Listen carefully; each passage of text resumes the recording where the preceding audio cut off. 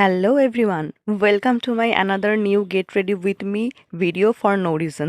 এবার বলে ফেলো তো কেমন আছো সবাই? আমার দিনকাল তো মোটামুটি ভালোই যাচ্ছে। আচ্ছা তার আগে বলো তো এই ড্রেসটা আমাকে কেমন লাগছে?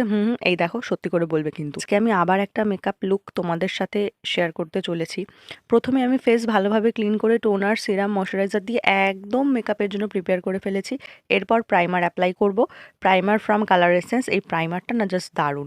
আর আজকে আমি যে ফাউন্ডেশনটা অ্যাপ্লাই করছি সেটাও কালার এসেন্সের। এই ফাউন্ডেশনটাও এত ভালো, মানে কি বলবো, একদম আমার স্কিন টোনের, এক্সট্রা কিছু অ্যাপ্লাই করেছি বলে মনেই হয় না, আর ইজিলি ব্লেন্ডও হয়ে যায়।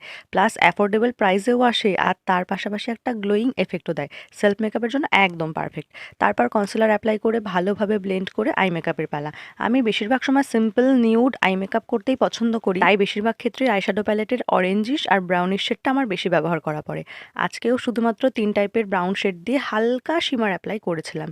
একটু মোটা করে কাজল পরে নিয়েছি। এরপর একটা ব্রাশে হালকা ব্রাউন শেড নিয়ে কাজলটাকে ব্লেন্ড আউট করে নিয়েছি। ভেবেছিলাম আইলাইনার পরবো না, কিন্তু তারপর আবার কি মনে হলো, আউটার কর্নারে একটু কাজল দিয়ে স্মাচ করে নিয়েছি। ব্যাস, আই মেকআপ ডান। জীবনেও আইব্রো আমি ড্র করি না।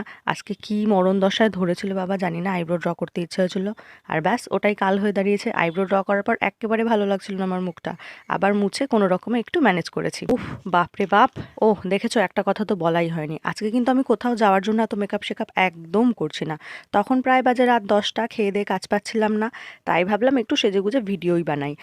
আর এই কারণেই আমি ভিডিওর শুরুতে বলেছিলাম get ready with me for no reason. আসলে ব্যাপারটা হচ্ছে, কোনো কারণ ছাড়া যখন মেকআপ করা হয় তখনই সেটা সুন্দরভাবে ঠান্ডা মাথায় হয়। আর সত্যি যদি কোথাও যাওয়ার জন্য রেডি হই তাহলে তো বাকিটার নাই বা বললাম, তখন সব ঘেটে একেবারে হজবরল হয়ে যায়। আর আমি যখন এমনি এমনি মেকআপ করি, কোথাও যাওয়ার থাকে না, তখনই না আমি বিভিন্ন রকম এক্সপেরিমেন্ট করি। এই যেমন ধরো আজকে লিপস্টিককে ব্লাশ হিসাবে অ্যাপ্লাই করেছি। একটু এক্সপেরিমেন্ট করে দেখছিলাম ব্যাপারটা কেমন হয়, তা মন্দ হয়নি কিন্তু। ব্লাশ শেষে হাইলাইটার অ্যাপ্লাই করে এবার লিপস্টিক পরার পালা।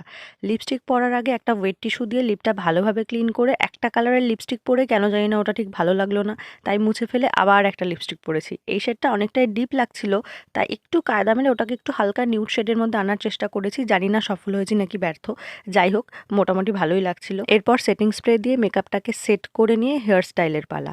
হেয়ারটাকে কার্ল করে দুটো ক্লিপ অ্যাটাচ করেছি।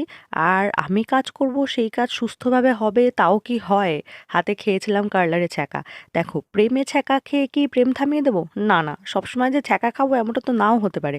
হয়তো এমন একটা বান্দা আমার কপালে জুটে গেল যে আমাকে দেখা গেল রানী করে রাখছে, হতেই তো পারে, তাই না? হবেই বলছি না, মানে আর কি, না না, আমিও তাকে রাজা করেই রাখবো যদি সে আমাকে রানীর মতো রাখে। ঠিক এমনটাই ভেবে আমি কার্লারে ছ্যাঁকা খেয়েও কিন্তু কাজটা থামাইনি, কারণ জীবনে ছ্যাঁকা ছোকা তো লেগেই থাকবে।